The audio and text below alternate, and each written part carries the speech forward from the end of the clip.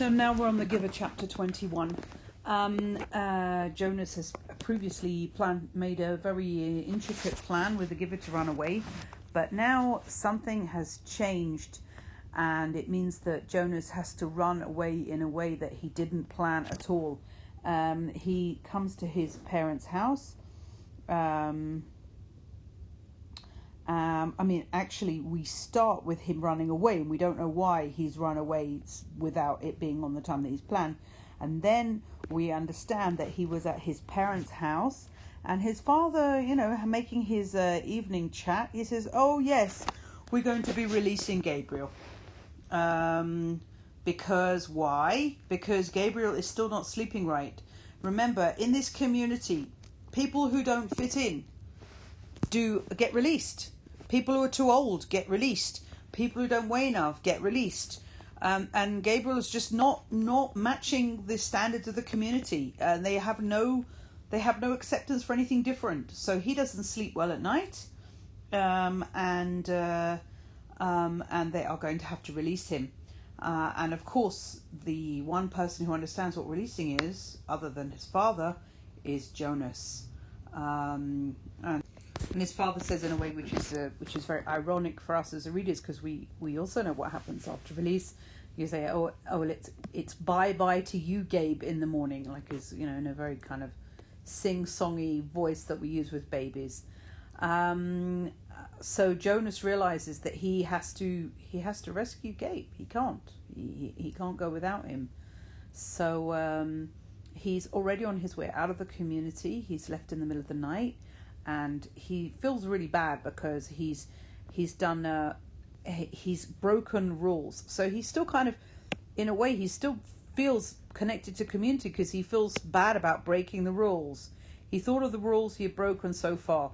Even if he were caught now, he would be condemned because he realized he's going to get into big trouble. So it's 3 transgressions. So he would probably be released anyway. He'd left the dwelling at night. You're not allowed to leave your homes at night. He robbed the community of food, which is considered a very serious crime. And he'd stolen his father's bicycle. Why has he stolen it? Because it has a back seat for Gabriel. As he's riding along, he is soothing Gabriel and giving him memories. He gives him memories of a palm tree and of water from the sea in order that he sleeps. And we'll see later that he uses his power to give to give as giver. Now he's really the giver, in order to help with his escape. So they go past. They just ride on and on and on. There's not much going on. They see a stream. They see trees, it's obviously very challenging for him. He's exhausted. He's been riding for a very, very long time. He uses the memories to help Gabriel sleep. One of the things that this also comes back to the beginning. Remember, I talked in the previous chapter about things turning a full circle. So in the book, the beginning of the book, we have a plane that goes overhead. Now we have planes going overhead as well.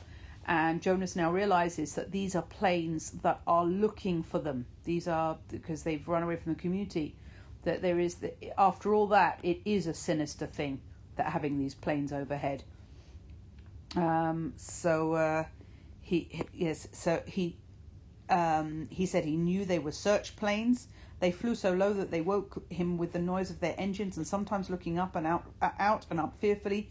From the hiding places, he could almost see the faces of the searchers. Okay, so this is the purpose of the plane.